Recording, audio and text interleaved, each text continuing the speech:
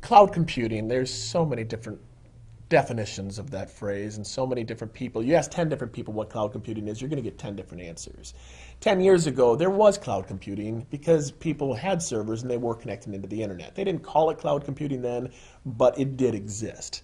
Today, obviously, it's much more prevalent in people's environments. Now organizations are using terms like private cloud and public cloud. Public cloud, we look at cloud from the hardware perspective. We're a server manufacturer, and so we oftentimes look at cloud computing from a hardware perspective. And so we look at really who owns the hardware and where they're going to keep it located. We have it broken down into basically three categories. You've got public cloud, colocation, and on-premise.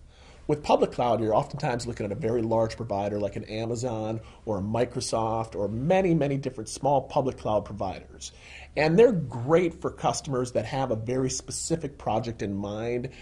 For example, they need 16 cores of a CPU with 64 gigs of memory, 1 terabyte of hard drive, and they're going to need it for approximately 60 hours. In those scenarios, public cloud is a great solution for them because it's a very limited thing and they've got no fixed costs. They're basically renting server time from a company, they're getting their project done, and they can just move on. Another instance where public cloud is very solid is for a software developer who's going out there and looking for they're going to deploy an application, and they really have no concept if they're going to get 100 users or 10,000 users. Well, because public cloud is so scalable, you can do that kind of thing, where you can go in and just start with, say, 5 servers worth of performance or 5 servers worth of resources, and then if all of a sudden you start getting user after user after user, you can scale up very quickly. You pull out your credit card, you buy a little bit more time from the public cloud provider, and it's a great solution for you. Some of the downfalls of public cloud is now you've let your company's data reside in somebody else's environment. And some companies just don't have the stomach for that.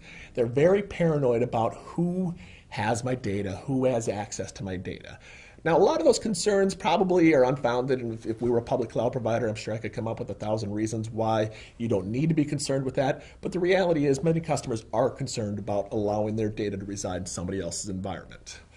So one of the other ways, one of our next areas of cloud computing is in colocation. Colocation has some of the benefits of customers. Colocation is where a company owns their own hardware, owns their own servers, but they're housing it in somebody else's infrastructure. So it's typically a ISP or somebody who's got racks and racks of servers, and this rack is this company's and this rack is that company's.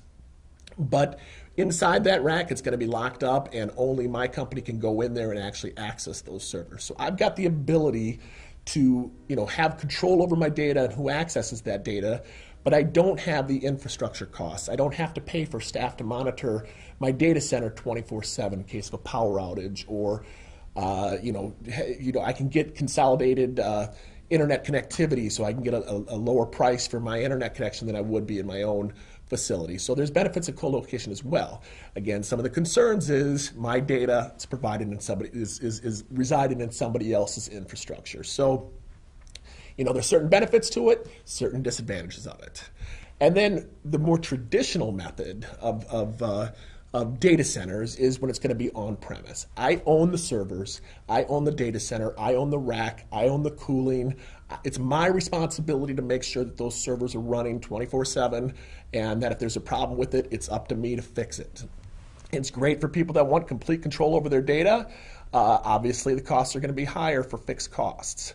I have to pay for those servers. I have to pay for that cooling. I have to pay for the rent and the staff that's going to run it. So, it depends on what the organization needs. And oftentimes, companies aren't just using one or the other. Most times, organizations today use a hybrid approach, where they have an on-premise data center, and then maybe they have a co-location facility for certain applications or certain servers, or they use public cloud for a different application, or they're residing their private cloud in their data center and they're replicating to a co-location facility or multiple co-location facilities. So when you talk about cloud computing, it really encompasses a lot of different things.